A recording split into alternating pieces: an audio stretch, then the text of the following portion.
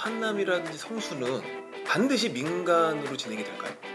2월 5일자로 하나 큰 이슈가 하나 더 있었거든요. 뭔지 혹시 아세요? 모르겠습니다. 안녕하세요, 부티비의 브라더 앤디입니다. 여러분, 저희 부티비 채널에서 가장 인기 있는 영상이 뭔지 아시나요? 바로 절대 투자하면 안 되는 빌라 5선이라는 영상인데요. 그만큼 많은 분들이 굉장히 빌라에 관심이 많으세요. 근데 빌라 하면 빼놓을 수 없는 또 포인트가 있죠. 바로 재개발 구역에 있는 빌라입니다. 왜냐하면 그런 빌라는 투자를 잘 해놓으면 저희가 또 새 아파트 입주권까지도 받을 수 있는 거거든요. 그래서 오늘 이 시간에는 투미 부동산 컨설팅의 김재경 소장님을 모시고 지금 재개발 투자 시장의 현황과 또 유망 지역에 대해서 한번 여쭤보고자 합니다. 안녕하세요, 소장님. 반갑습니다. 네, 안녕하세요. 부동산 주치 김재경 소장입니다. 워낙 소개를 잘 해주셨는데 재개발 전문적으로 활동하고 있습니다. 네, 소장님, 요즘에 이런 재개발에 대한 컨설팅 문의는 많이 들어오고 있나요? 그렇죠. 아무래도 재개발이 워낙 핫한데 사실 엄밀하게 말하면 현 정권에서 재개발을 밀어준 적은 없어요. 우리가 부동산 대책이 수도 없이 나왔는데 8.2 대책, 9.13 대책, 12.16 대책 막 등등등 계속 나왔는데 그 수많은 부동산 대책들이 재개발 외에 모든 애들이 다 죽여놓고 있거든요. 이제 아파트도 다주택자 안 돼, 우리가 재건축도 안 돼, 이것도 투자하지 마, 저것도 투자하지 마 하다 보니까 그냥 재개발만 살아남아서 어떻게 하다 보니까 지금 재개발이 가장 핫한 트렌드가 돼버렸다라고 할 수 있습니다. 그러니까 다른 것들을 눌러서 오히려 풍선효과처럼 재개발 시장 쪽이 불어오르고 있다. 왜냐하면 수요에 대한 욕구는 굉장히 많기 때문에요. 일단 저도 그렇게 생각합니다. 지금 시중에 유동자금이 약 3,200조에 육박할 정도로 부풀어지고 있고요. 게다가 토지보상금이 계속 준비되고 있어요. 이런 것들이 나오면서 다시 유동자금에 합세를 하면 정말 그 세력은 거대해지는데요. 그런 가운데 마땅히 투자처를 찾을 수 없는 곳들은 우리 소장님 말씀하신 대로 다른 게 눌려졌기 때문에 재개발로 많이 들어오고 싶어 하실 것 같아요. 그런데 좀 2월 4일 날 왜 대책이 하나 나왔지 않습니까? 그 대책의 내용 중에 보면은 가장 충격적인 게 그 공공이 주도하에 재개발이라든지 재건축이 이루어지면 2월 4일 이후에 소유권이 이전돼서 매수하신 분들은 입주권을 받지 못하고 현금 청산된다, 이런 식으로 발표가 되었는데 그래도 요즘에 재개발 매매 시장이 조금 활성화가 돼서 돌아가고 있긴 하는 겁니까? 이거 정말 많이 들어오는 질문인데 정말 핵심을 잘 찝어주셨습니다. 우리가 재개발 재건축 같은 경우는 좀 일단 용어 구분부터 필요해요. 우리가 기존에 알고 있었던 재개발 재건축을 민간 재개발 재건축이라고 이야기할게요. 그리고 공공 재개발, 공공 재건축이 있는데 이 공공 재개발 같은 경우는 작년 2020년도 5.6 부동산 대책에서 처음 나타났었고, 그리고 8.4 부동산 대책에서 사실 공공 재건축도 나왔었거든요. 근데 얘네들은 공공 재건축, 공공 재개발이긴 하지만 우리가 공동시행자 방식이에요. 여기서도 한 번 더 용어를 구분할 거예요. 공공재개발, 공공재건축이지만 공동시행자 방식이 있다.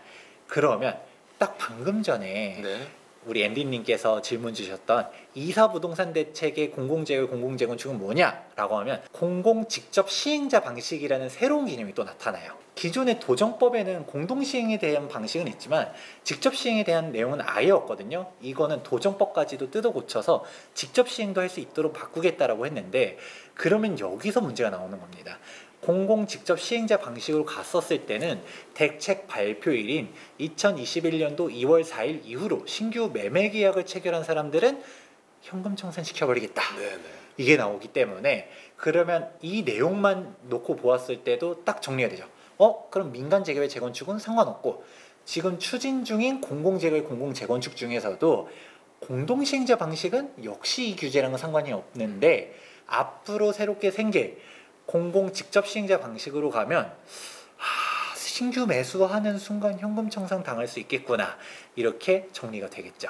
그러니까 결국에는 그 이사 대책 이전에 공공자가 들어간 그 사업에는 적용이 안 되겠죠, 그죠? 근데 이제 이사 대책이 나왔으니까 그 이후에 공공이 주도해서 말씀하신 대로 정말 공공 직접 시행 방식으로 주도가 되는 거는 입주권을 못 받는다. 이사 이후에 매수하신 분들은.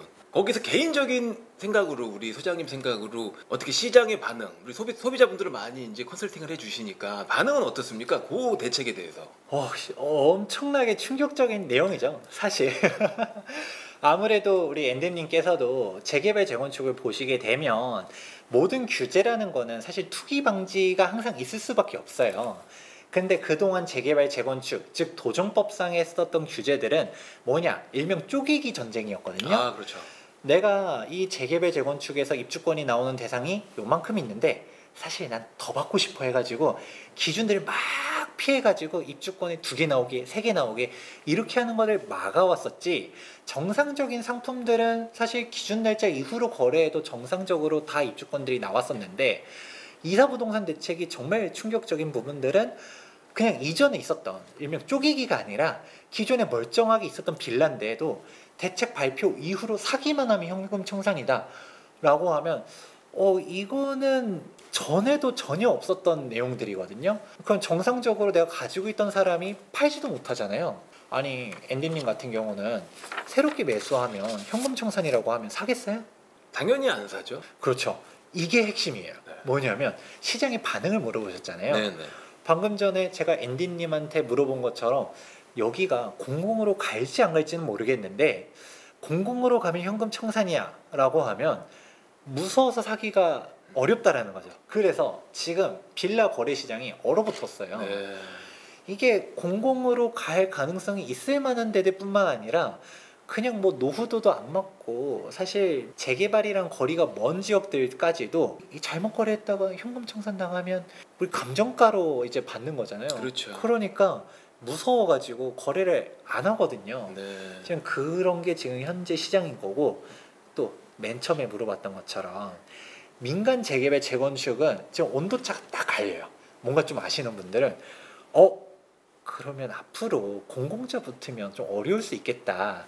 그럼 민간 재개발 재건축 같은 경우는 좋겠네 하면서 풍선 효과로 갖다가 막 몰려가서 투자하는 사람들이 있는가 반면, 아니면 좀 어중간하게 아시는 분들은 재개발 잘못하면 청산이라고 하는데 민간 재개발도 청산이에요? 라고 물어보시는 분들도 생각보다 정말 많아요. 그럼 혹시 뭐 그 만나서 이제 컨설팅 해준 고객분들 중에 이사 대책 이후에 그 전에 매수를 해서 이제 잔금을 치르기 전인 분들이 그런 계약을 포기한 사례도 있나요? 아니요, 뭐 그렇게까지는 일단 사례는 사실 있긴 하겠죠. 근데 저한테 상담 오신 분들 같은 경우는 이사 대책 전에 계약한 사람들은 이사 대책 적용 대상이 아니거든요. 대책 발표 이후로 신규 매매 계약 체결분부터이기 때문에 단순히 내가 대책 발표 전에 매매 계약서는 체결했는데 잔금만 이유다라고 하면, 적어도 저한테 상담하신 분들은 저거는 나중에 우리가 뭐 공공 직접 시행자 방식으로 간다 하더라도 우선 공급권 받는 데는 지장이 없습니다라고 이야기를 해줘서 네. 그분들은 그렇군요 하면서 다들 뭐 안도하고 진행했었습니다. 또 이런 단어들이 있습니다. 역세권 개발, 그다음에 준공업지역 개발, 그다음에 저층 주거단지 개발, 뭐 이런 것들이 있는데 그것도 다 재개발 쪽이랑 관계가 좀 있는 내용들이잖아요. 이거는 내용이 조금 다른 내용이에요. 네네. 일단 공공재개발 공공재건축은 우리가 도시 및 주거환경정비법, 일명 도정법으로 진행되는 사업인데, 그런데 준공업 지역에 진행한다, 역세권에서 진행한다라고 하면 공공주택 복합사업이라고 해서 새로운 용어가 생겼거든요. 얘네들은 도정법이 아니라 공공주택특별법을 따라가요. 이게 정말 무서운 내용인 게, 공공주택특별법은 사실 저는 그전에는 관심도 없었고 이런 법이 뭐 저랑은 상관없는 우리가 논밭 지정하는 그런 사업인데, 이번에 처음으로 나타나게 돼서 제가 한번 쭉 법을 살펴보았거든요. 정말 무시무시한 법률인 게, 여기는 노후도 개념도 없고요, 동일도 아예 없어요. 그러면 동일이 없다라고 하면 이상한데 싶으신 할 거예요.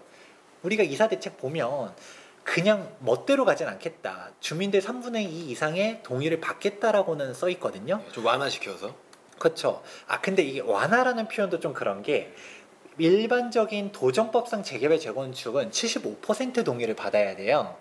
4분의 3 이상의 동의를 받아야 되는데 그거를 3분의 2로 낮춰주겠다라는 거는 그건 완화가 맞아요. 근데 방금 전에 얘기했었던 것처럼 우리가 준공업지역 역세권으로 진행하는 애들, 공공주택특별법 같은 경우는 애초에 노후도라든지 우리가 동의율 개념 자체가 없어요. 근데 이거를 3분의 2 이상 동의를 받도록 하겠다라는 거는 사실 이건 안 받아도 되긴 하는데, 우리가 그냥 멋대로 하기보다는 그래도 받아줄게라는 개념이 좀 더 강하거든요. 그렇게 가게 되는 부분이 바로 이번 공공주택 복합 사업인데, 사실 여기서 이게 공공주택 특별법은 하나를 더 알아야 돼요. 우리가 이사부동산 대책을 이야기하긴 했지만 2월 5일자로 하나 큰 이슈가 하나 더 있었거든요. 뭔지 혹시 아세요? 모르겠습니다. 우리가 힌트 하나 드릴게요. 서울역. 아, 거기 쪽방촌. 맞아요. 서울역 쪽방촌이 난리도 아니었거든요. 그 서울역 쪽방촌을 구역 지정한 게 그 근거 법률이 바로 뭐였냐면 이번에 나왔었던 것처럼 공공주택 특별법으로 간 거예요. 공공주택 특별법으로 쪽방촌을 지정했는데 막 이거 토지 수용 결사 반대하면서 우리 주민들은 이거 반대하겠다. 동자동 사람들 막 엄청나게 막 지금 시위하고 데모하고 난리 그냥 났죠. 장난 아니거든요. 그러면 이 공공주택 특별법으로 가는 서울역 쪽방촌 같은 경우는 사실 더 복잡해져요. 이사부동산 대책은 그나마 심플해요. 2월 4일 이후로 새로 매매 계약을 체결한 사람들은 현금 청산이다라는 내용인데, 공공주택 특별법으로 가게 되면 바로 무엇이 문제가 되냐? 지금 서울역 쪽방촌 사례 막 기사들 막 뜨거든요. 바로 우리가 실거주자만 우선 공급권을 주겠다라고 합니다. 그럼 실거주 안 한 사람들은 어떻게 해요? 라고 할 수 있거든요. 서울역 쪽방촌도 기사 찾아보면 90%는 비거주자라고 해요. 그럼 90%는 청산이야? 하게 되는데, 이 90% 중에서도 다주택자는 안 준다. 1주택자는 거기 실제로 안 산다 하더라도 우선 공급권을 주겠다. 하지만 거주를 충족하지 않은 사람들 같은 경우는 그냥 답이 없고 현금 청산 받고 나가라. 그러니까 말씀하시는 게 1주택자 같은 경우에는 거기 실제 거주를 하지 않고 있다 할지라도 입주권을 하나 주는데, 다주택자 같은 경우에는 거주하고 있지 않으면 무조건 현금 청산으로 가겠다, 이런 그쵸. 말씀이신 거죠. 그러니까 사람들이 반대하는 거예요. 그 쪽방촌 가지고 있는 사람들이 솔직히 실거주 의사가 없거든요. 없죠. 그리고 말했던 것처럼 90%가 실거주를 안 했는데, 그 사람들도 그거 1주택으로 남기겠어요?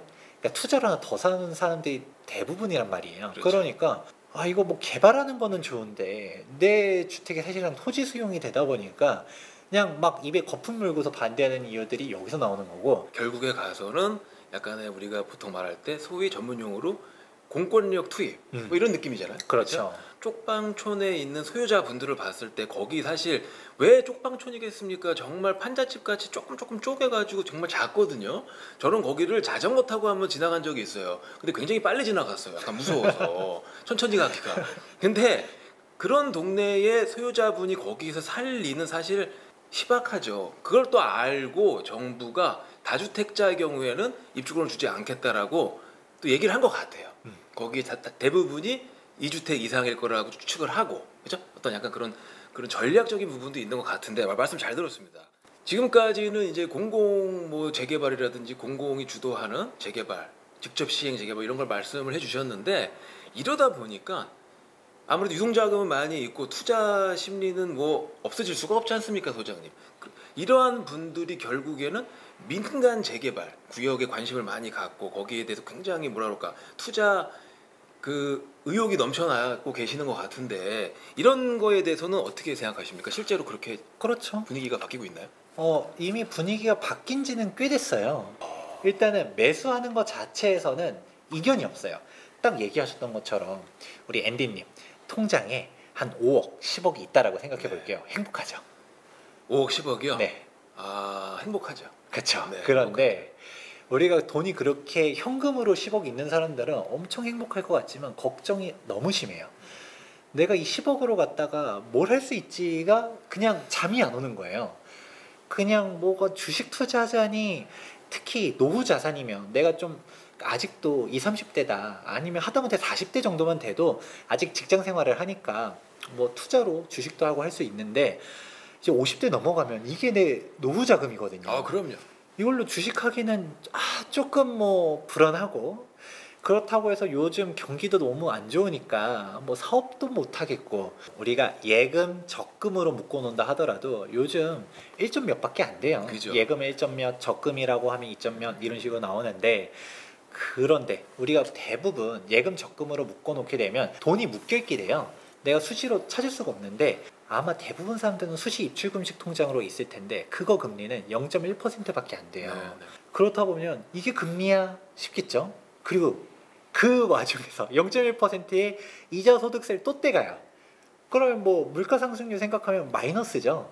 그러니까 돈이 있는 분들은 일단은 현금으로 들고 있으면 안 된다가 공통적인 딱 생각이고, 적어도 현 정권에서 돈을 많이 풀는 거는 눈에 보이거든요. 최근에 뭐 토지 보상 얘기도 언뜻 시작할 때도 언뜻 이야기해 제가 주셨잖아요. 말씀드렸죠. 예. 토지 보상금이 됐든 우리가 뭐 계속적으로 정부에서 돈 풀고 추경 예산 나오고 정부 예산만 해도 500조 시대가 됐고 이렇게 되다 보니까 현금 들고 있으면 돈의 가치가 계속 떨어지겠다, 일단 뭔가 사야겠다라고 하면서 그냥 질문 오자마자 그냥 어디 사요? 어떻게 사요? 어떻게가 더 많아요. 왜냐하면 이미 주택이 있으신 분들이 제일 많아요. 있는데 규제들이 너무 많다 보니까 주택을 더 사면 세금 폭탄이거든요. 근데 재개발은 이런 세금들을 이렇게 피하고 저렇게 피하고 할 수 있는 규정들이 있다 보니까 다주택자들이 뭔가 하나 더 사고 싶을 때 들어오는 방법들을 설명 듣고 그럼 이런 부분들은 어디 구역을 가면 됩니까? 이런 식으로 접근을 많이들 하지요. 그 이사 대책 이후에 한남이라든지 뭐 성수, 장애 이런 구역들이 있잖아요. 이런 구역들의 매물이 좀 없어지고 간혹 매물이 나오면 웃돈이 많이 붙어 있다고 하는데요. 실제로 상황이 그렇습니까? 네, 그렇습니다. 방금 전에 얘기했던 것처럼 일단은 현금을 많이 가지고 있으신 분들이 동요를 많이 해요. 그런데 돈이 많으신 분들은 이제 감가상각, 우리가 자산가치 감소에 대해서 정말 민감하게 받아들이게 되고, 그분들이 대부분 강남 사람들이잖아요. 네네. 근데 강남의 가장 큰 이슈가 바로 무엇이냐면 재건축 규제 강화잖아요. 그래서 우리가 특히 최근에 조합 설립 민감한 재건축 단지들이 많은 게 2년 실거주 요건이 강화되면서 지금 도정법이 개정된 이후로 조합 설립 민감한 재건축들은 2년 실거주 안 하면 현금 청산이다. 맞습니다. 이렇게 되다 보니까 지금 압구정이고 막 조합 설립 민감 막 빠르게 진행하고 있는데, 그런데 여기가 안 될 것 같은 사람들은 이제 재건축을 포기하고 재개발로 가야겠다 하는데, 강남 사람들이 좋아하는 재개발이 대표적인 게 한남 뉴턴 그리고 성수전략정비구역이 있단 말이죠. 그러니까 이쪽이 그전엔 재개발 복잡하고 어려운 것 같아 하다가 한남 성수로 막 들어오다 보니까 지금 여기가 안 그래도 비싸긴 했는데 지금 뭐 이 비싼 게 더 비싸지고 있는 현황이다라고 할 수 있죠. 그렇죠. 원래 프리미엄급의 입지 지역이었는데 플러스 알파가 또 생기는 거네요. 추가로. 한남이라든지 성수는 반드시 민간으로 진행이 될까요? 그렇죠. 생각보다 이런 질문들도 많이 오는데 되게 잘 짚어주시네요. 엔디입니다. 그렇죠. 질문이 좋은데요.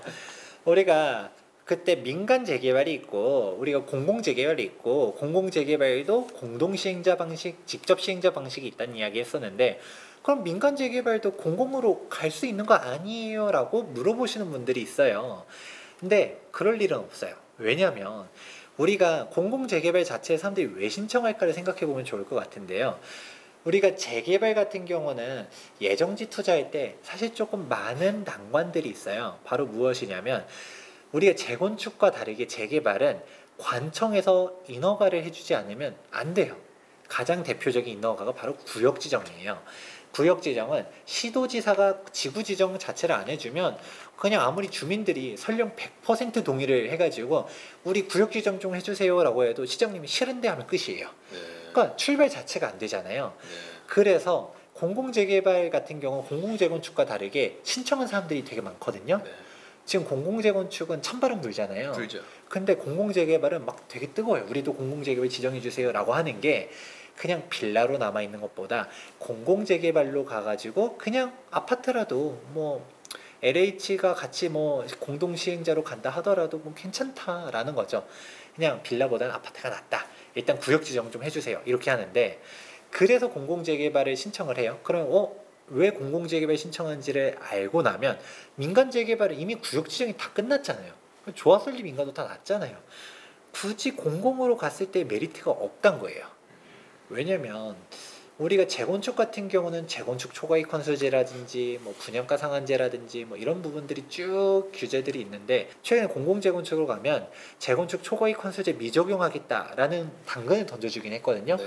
근데 재개발은 원래 그런 규제들도 없었어요. 그러니까 뭐 그냥 민간으로 가도 훨씬 더 좋은 아파트 짓고 그냥 그렇게 가야지라고 하시는 분들이 대부분이기 때문에 애초에 우리가 그 부분을 생각해보면 좋아요. 그럼 공공으로 뭐 0%는 아니거든요. 근데 그렇게 넘어가려면 조합 총회를 거쳐서 절반 이상이 동의해서 공공으로 갑시다 해야지 공공으로 가는 거지, 누군가 강제적으로 할 수 있는 게 아닌데. 그러면 예를 들어서 앤디님이 한남뉴타운 조합원이에요. 네. 그래가지고 정말 차별화된 아파트를 지어야겠다 막 이러고 있었는데, 갑자기 조합에서 우리 공공으로 갑시다라고 하면 찬성표를 던지겠어요? 네. 기분이 확 상해지네요. 맞아요. 그래서 공공으로 갈 가능성 사실상 제로다라고 이야기하는 게, 그냥 모두가 멋대로 할 수 있는 게 아니라 결국 조합 총회를 거쳐서 움직이는 거기 때문에 네. 갈 실익이 없어요. 재개발의 어느 단계까지가 오면 이제는 확실히 민간 추진이다. 그렇게 그냥 하나 딱 한번 이렇게 가이드라인을 한번 던져주십시오. 네, 재개발은 절차가 정말 다양하게 있죠. 네. 우리가 구역 지정 단계부터 해서 조합 설립인가 사업시인가 관리처분인가 이주 철거한 다음에 착공 준공 이런 식으로 나가게 되는데, 당연히 입주 가까우면 가까울수록 비싸겠죠. 비싸죠. 그래서 우리가 많은 사람들이 일단은 그냥 뭐 관리처분 인가가 8분 능선 다 넘었다라고 하면서 그때는 안전하다라고 이야기는 해요. 그런데 관리처분 인가만 나도 비싸요. 비싸죠. 자본주의 국가에서. 그렇죠. 왜냐면 우리가 시간적으로 안전하고 하다 보니까, 그러면 관리처분 인가 단계에서 사도 정말 좋거든요. 또 입주까지 더 올라가는 부분들도 있고. 근데 내가 자금이 부족해가지고 더 초기 단계 넘어가면 넘어갈수록 더 좋은 입지 더 싸게 갈 수가 있는데, 그런데 넘어가지 말라고 하는 절대적인 선이 하나 있어요. 바로 무엇이냐면 조합 설립 인가입니다. 왜냐면 제가 앞서서도 말해드렸던 것처럼 구역 지정은 우리 주민들의 위주로 할 수 있는 게 아니에요. 시도지사가 지정을 해줘야지 출발이 할 수 있는 거예요. 그리고 구역 지정을 설령 해준다 하더라도 사실 75% 동의율이라는 게 정말 어려워요. 우리 앤디님 한번 네. 재개발 지역들 보다 보면 딱 떠오르는 단점들 뭐가 있을까요? 막연하게. 언제 사업이 진행이 돼서 내가 결과까지 얼마큼 걸릴지를 예측하기가 어렵다. 또 돈이 묶여 있다. 그쵸. 한번 들어가면. 일단은 딱 가장 핵심적인 내용인데, 언제 완공되냐. 그게 제일 큰 문제죠. 뭐 재개발 아파트 준대. 근데 언제 주는데? 무슨 저기는 10년 전, 20년 전부터 재개발 한다라고 떠드는데 아직도 그 모양 그 꼴이야. 하는 데들이 너무 많다는 거예요. 그러면 이게 핵심이 뭐냐면, 아까 한남뉴타운 핫하다는 이야기는 했었지만 한남뉴타운 구역 지정 언제 됐냐면 2000년대 초반에 했거든요. 우리가 이명박 전 서울시장 때 지정을 한 데들이 대부분이에요. 네. 오세훈 전 서울시장님 때도 예를 들어 성수전략정비구역이라든지 이런 데들 제외하고서는 특별하게 그렇게 많이 구역 지정한 것들도 없어요. 박원순 전 서울시장님은 있는 구역들도 해제했지 새로운 구역 지정들이 없었고요. 그렇게 생각해 보면 서울에 있는 재개발 지역들 대부분 다 2000년대 초반에 구역 지정이 됐는데, 그러면 지금 벌써 20년이 훌쩍 지나갔잖아요. 예. 아직도 완공이 안 됐어. 아직도 ING네요. 그렇죠. 그러면 딱 생각하는 게, 이 조합 설립 인가가 날 때까지가 너무 오래 걸리는 거예요. 그러면 제가 조합 설립 인가라는 게 정말 절대적인 키포인트인가, 이게 조합 설립 인가까지는 사실 얼마나 걸릴지를 알 수 없다라는 거고, 적어도 조합 설립 인가가 나면 그래도 사업시 인가까지는 한 2년 정도면 들어가겠네. 사업시 인가로부터 관리처분 인가까지는 2년이면 되겠네. 관리처분 인가가 났다. 그럼 2주 철거하는데 한 1년에서 1년 반, 착공하면 준공까지 30개월에서 36개월 이런 식으로 걸리겠다라는 부분들이 나오다 보니까 전체 사업 기간 보면 한 8년에서 8, 9년 정도 되겠네요. 길어도 한 10년이면 입주하겠다라는 게 보이는데, 근데 이게 조합 설립 인가도 안 나면 이건 택도 없고, 우리가 재개발 지역들 보면 우리 구역은 70% 동의 받아서 5%만 모으면 돼요 라고 하는데, 그 5% 모으는데 5년 걸리는 조합들이 수두룩합니다. 그러니까 일단 조합 설립 인가가 나면 당연히 비싸져요. 그래도 그 정도 금액은 주고 들어가라 많이 이야기합니다. 그러니까 미리 들어가 계신 분이 아니고 추후에 들어가실 때는 마지노선이 조합 설립 인가다. 그렇습니다. 그거를 지나서 들어가면 그래도 희망적이다. 이런 말씀이신 거죠? 맞습니다. 이거 되게 중요한 포인트인 것 같습니다. 왜냐하면 이게 보통 분들이 저 동네가 재개발될 것 같아 느낌은 와도 미리 거기 들어가 사는 게 쉬운 게 아니거든요. 근데 바로 이런 포인트를 알면은 추후에 투자도 가능하다라는 거 굉장히 우리가 좋은 포인트인 것 같습니다.